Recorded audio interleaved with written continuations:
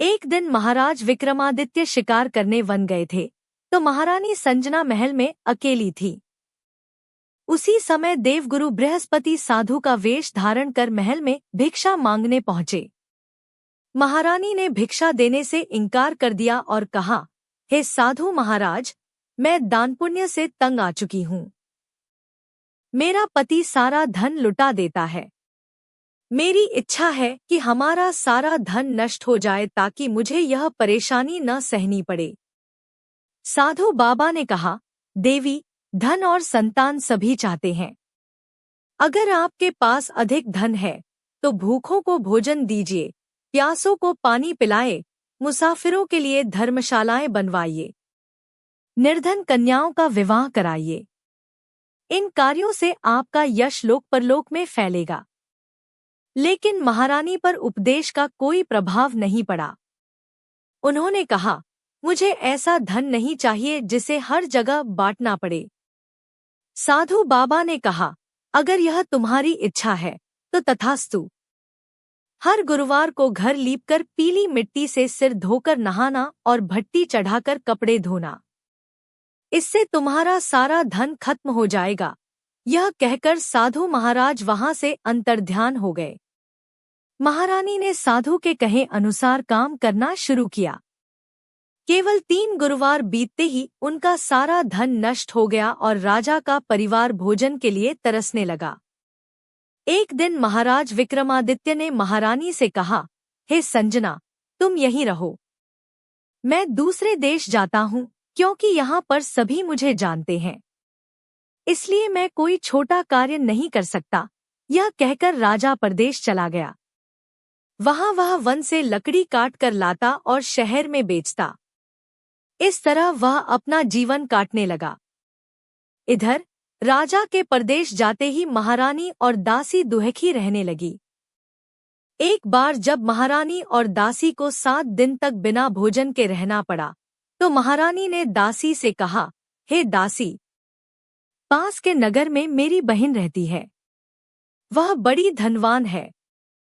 तू उसके पास जा और कुछ ले आ ताकि कुछ गुजर-बसर हो सके। दासी महारानी की बहन के पास गई। उस दिन गुरुवार था और महारानी की बहन गुरुवार व्रत की कथा और आरती का पाठ कर रही थी। दासी ने महारानी का संदेश दिया, लेकिन महारानी की बहन व्यस्त थी, उसने कोई उत्तर नहीं दिया। दासी वापस आकर महारानी को सारी बात बताई। सुनकर महारानी ने अपने भाग्य को कोसा। उधर महारानी की बहन ने सोचा कि उसकी बहन की दासी आई थी और वह बहुत दुखी हुई होगी।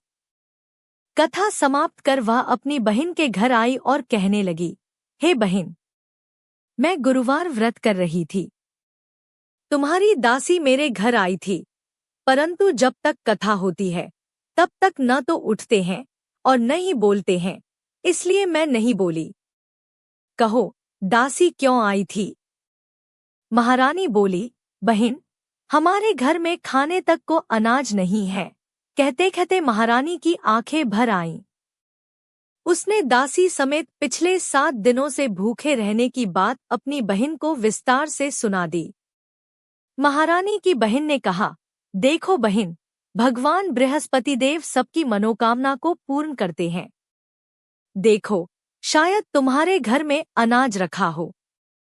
पहले तो महारानी को विश्वास नहीं हुआ, पर बहन के आग्रह पर उसने अपनी दासी को अंदर भेजा। सचमुच दासी को अनाज से भरा एक घड़ा मिला। यह देखकर दासी को बड़ी हैरानी हुई। दासी महारानी से कहने लगी, हे महारानी, जब हमें भोजन नहीं मिलता तो हम व्रत ही करते हैं, इसलिए क्यों न इनसे व्रत और कथा की विधि पूछ ली जाए ताकि हम भी व्रत कर सकें। तब महारानी ने अपनी बहन से गुरुवार व्रत के बारे में पूछा। उसकी बहन ने बताया, गुरुवार के व्रत में चने की दाल और मुनक्का से भगवान विष्णु का केले की जड़ में पूजन करें, दीपक जलाएं, व्रत कथा सुने और पीला भोजन ही करें। इससे बृहस्पति देव प्रसन्न होते हैं। व्रत और पूजन विधि बताकर बहन अपने घर लौट गई। 7 दिन बाद गुरुवार आया तो महारानी और दासी ने व्रत रखा। वे घुड़साल से चना और गुड़ लेकर आईं और उससे केले की जड़ तथा भगवान विष्णु का पूजन किया।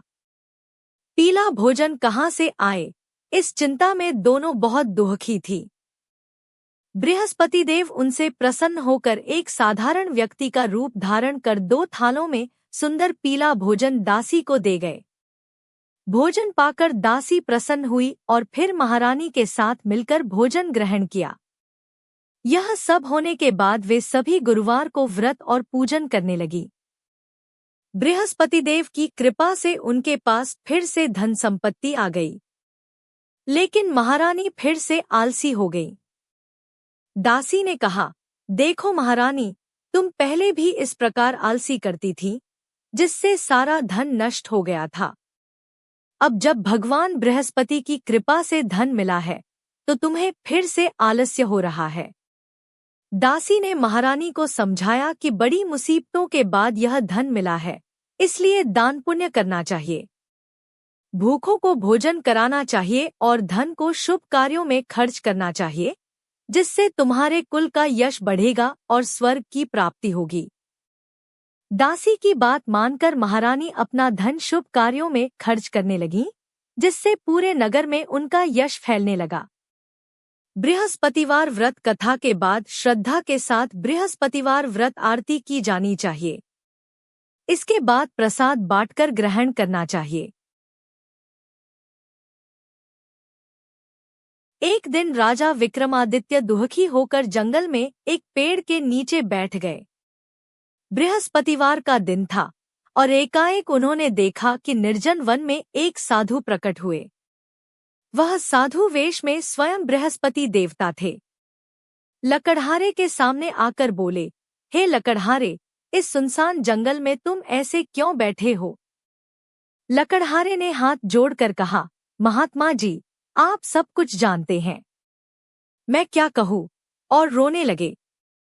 साधु ने कहा, तुम्हारी पत्नी ने बृहस्पतिवार के दिन बृहस्पति भगवान का निरादर किया है, जिसके कारण तुम्हारी यह दशा हो गई। अब तुम चिंता को दूर करके मेरे कहने पर चलो, तो तुम्हारे सब कष्ट दूर हो जाएंगे और भगवान पहले से भी अधिक संपत्ति देंगे। बृहस्पति के दिन कथा किया करो। साधु के वचन सुनकर लकड़हारे ने कहा, हे प्रभो, मुझे लकड़ी बेचकर इतना पैसा नहीं मिलता कि भोजन के उपरांत कुछ बचा सकूं। साधु ने कहा, तुम किसी बात की चिंता मत करो। बृहस्पति के दिन तुम रोजाना की तरह लकड़ियां लेकर शहर जाओ। तुम्हें रोज से दुगुना धन मिलेगा, जिससे तुम भलीभांति भोजन कर सकोगे और बृहस्पति देव की पूजा का सामान भी आ जाएगा। इतना कहकर साधु अंतर्ध्यान हो गए। फिर वही बृहस्पतिवार का दिन आया। लकड़हारा जंगल से लकड़ी काटकर शहर में बेचने गया और उसे उस दिन और दिनों से अधिक पैसा मिला। राजा ने चना, गुड़ आदि लाकर गुरुवार का व्रत किया। उस दिन से उसके सारे कष्ट दूर हो गए। परंतु जब दोबारा गुरुवार आया, तो वह बृहस्पतिवार का व्रत करना भूल गया। इस कारण बृहस्पति भगवान नाराज हो गए। उसी दिन नगर के राजा ने विशाल यज्ञ का आयोजन किया और शहर में यह घोषणा करा दी कि कोई भी अपने घर में भोजन न बनाए। सब लोग राजा के यहाँ भोजन करने आए। जो इस आज्ञा का पालन नहीं करेगा, उसे फांसी की सजा दी जाएगी। इस घोषणा के अनुसार सभी लोग भोजन करने गए, लेकिन लकड़हारा देर से पहुंचा, इसलिए राजा ने उसे अपने घर लिवा लिया और भोजन करा रहे थे। तभी रानी ने देखा कि उनका हार गायब है। रानी ने निश्चय किया कि यह लकड़हारा ही चोर है। सिपाहियों को बुलाकर उसे कारागार में डलवा दिया। कारागार में लकड़हारा बहुत दुखी होकर साधु को याद करने लगा। तत्काल बृहस्पति देव साधु के रूप में प्रकट हुए और उसकी दशा देखकर बोले, तुमने बृहस्पतिवार का व्रत छोड़ा, इसलिए यह सब हुआ। लकड़हारा बोला, हे प्रभो, मुझसे भूल हो गई, अब मैं व्रत रखूंगा। बृहस्पति देव बोले, यह सत्य है कि राजा के यहाँ चोरी नहीं हुई। वह हार तो रानी के वस्त्र में ही छिपा है। इतना कहकर साधु अंतर्ध्यान हो गए। लकड़हारे ने सिपाही से कहा कि वह राजा से कहे कि रानी का हार कपड़े में छिपा हुआ है। यह सुनकर रानी ने अपने वस्त्र में देखा तो हार मिल गया। राजा ने लकड़हारे को बहुत सा धन देकर विदा किया। लकड़हारे ने बृहस्पतिवार का व्रत करना शुरू कर दिया, जिससे उसे बहुत सा धन मिल गया। अब लकड़हारा जंगल में लकड़ी काटने नहीं जाता। बृहस्पति देव की कृपा से महारानी को उनका खोया हुआ पति मिल गया और उन्हें भगवान बृहस्पति के व्रत का महत्व समझ में आया। उन्होंने जीवन भर इस व्रत का पालन किया और सुख समृद्धि प्राप्त की। जो व्यक्ति श्रद्धा एवं विश्वास के साथ बृहस्पतिवार व्रत कथा को पढ़ता या सुनता है, वह सुख समृद्धि प्राप्त करता है।